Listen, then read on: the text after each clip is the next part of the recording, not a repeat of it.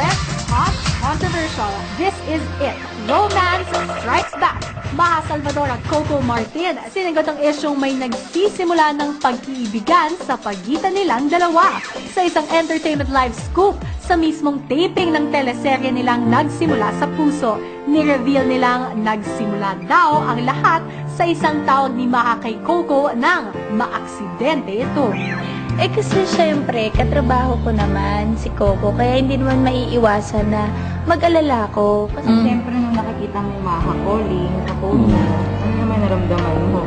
Hindi, wala naman. Nung una kasi sabi nakapokus ako Wala? din sa nangyari sa akin. Wala? And then, sabi natuwa, nagulat ako, kasasabay ako nun eh. And then, medyo dinadamdam ko pa yung nangyari. Siyempre, nalulungkot ako dahil nangyari nga sa mukha ko. And nahiya nga ako sagutin. And then, si Maha naman kasi, honestly, sweet naman siya sa lahat. Kaya, ang hirap bigyan ng kulay dahil baka mapahiya ka lang. Ang kakaibang closeness nila nagsimula raw mapansin matapos nilang gawin ang love scene nila. hindi ko siya nabitawan.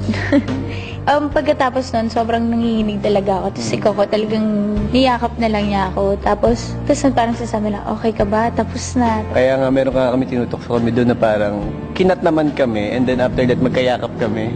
And then, nagtataka sa aming director, ba't nagkayakap yung dalawang yan? Sa sarili mo. Shoot yun. Parang gano'n. Minsan lang naman yun.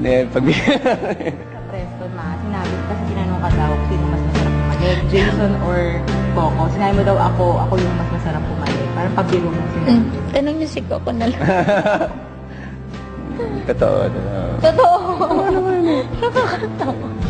Ewan ko ginagalingan niya.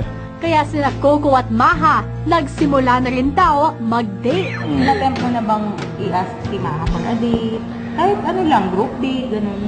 Hindi. Kasi nga, sabi, bago pa lang naman yung soap. Kumbaga, yung pa nga, nag-ala pa lang kami kumbaga, Yun. kinikilala.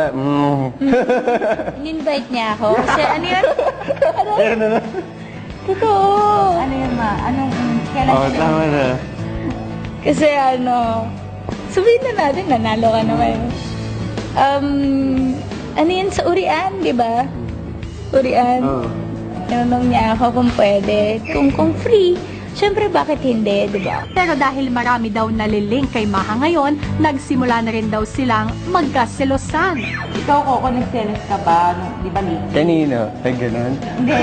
Lately kasi, di ba si Maha, ang pinaka-latest niyang kasama si Kim Bam. Ay, hindi kay Kimbang. So si Kim Bam, hindi naging threat na sa'yo. Hindi. Nako, nung nagkukwento ko Siya, kinikilig siya nung pinapakita niya sa amin yun. Sabi niya ganyan, di marunong mag-igib yun. Mas mapagmahal ang Pilipino. Hindi siya mahilig sa mayaman. Kaya advantage na namin yun. Sina Maha at Coco nagsimula na rin maging love team to watch out for nang bansagan sila ng mga fans nila bilang Coco Jam. But sweet naman ako, sweet din si Coco, bakit hindi? Coco Jam.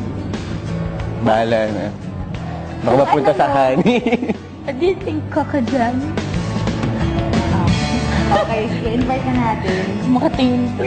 Sa October 12 na po, nagsimula sa puso after po ng Wawawi, napakagandang kwento po ng pag-ibig. Samahan niyo po kaming umibig at magmahal this coming October 12 after Wawawi. Nagsimula sa puso. Sana po supportahan.